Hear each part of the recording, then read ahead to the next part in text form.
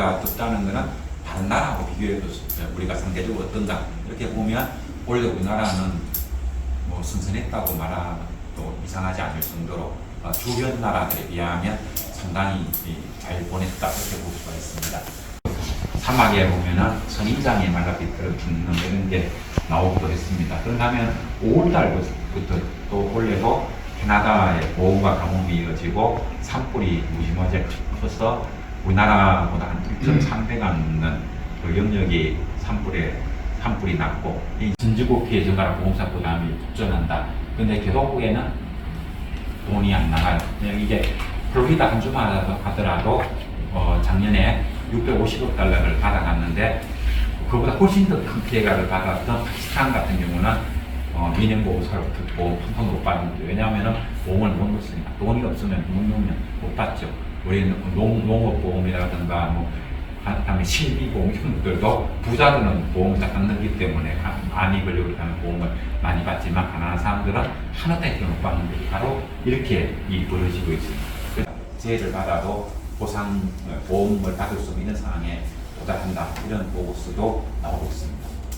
보면은 2040년까지 이거 목표로 가려면 1990년 대비 50% 절반으로 줄이고 2050년까지 거의 다 줄이고 이렇게 가져야 되는데 유명하신 분들이 여기에 나온 국제전열지 논문을 보면은 오늘날 온실가스 줄이는데 가장 모범적이라고 하는 상위 11개 국가만 대상으로 해가지고 조사를 해보니까 지금처럼 가면은 이런 나라들도 탄소 순위 끄는데 200년이 걸리더라는 거죠. 그러니까 2020년 다보스 폰을 보면 이 5가지 제안을 이렇게 하는데 이렇게 보면은 네 번째 선거에 적극 참여하자, 기후에 대한 적극 나설 수 있는 후보자를 지지하는 행동을 하자 이런 얘기를 합니다. 그리고 선거라고 하는 것은 미래 사회를 우리가 어떻게 만들어갈 것인가에 대한 약속이기 때문에 우리가 어떤 의제를 가장 높게 설정해야 되는가 이 얘기는 해야 되는 거죠. 그것까지 안 한다는 것은 이 정치 무관심층이고 사회에 대해서 무관심한 사람이라고 볼 수가 있는 거죠.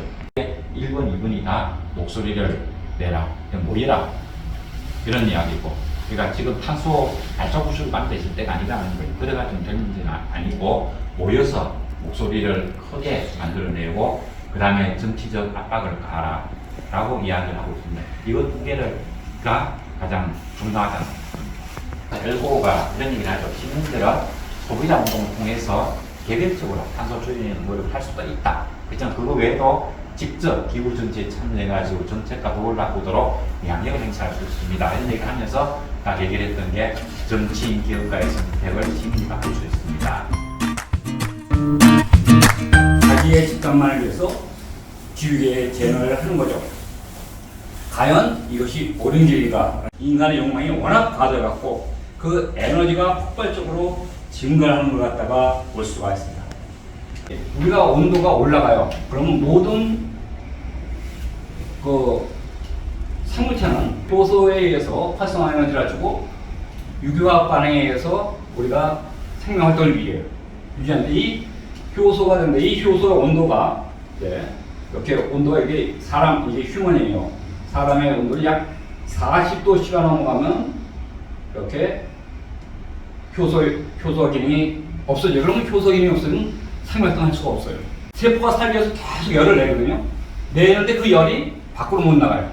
그러면 심부의 온도가 올라가고 심부에 올라가면 결국 자기의 내부의 세포들은 다 죽어버려요.